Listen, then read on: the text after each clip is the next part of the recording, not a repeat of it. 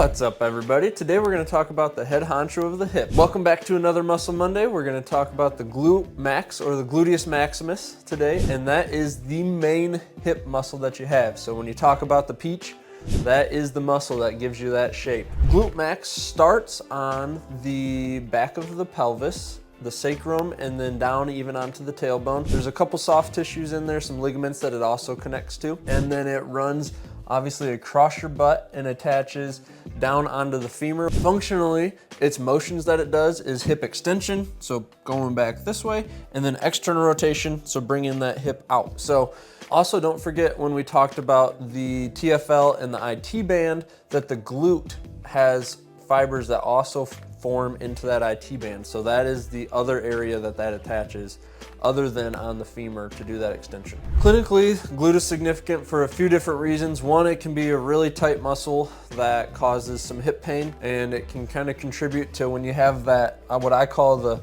posterior lateral hip pain or the back outside hip pain here. Glute is always something that needs to be checked out with that.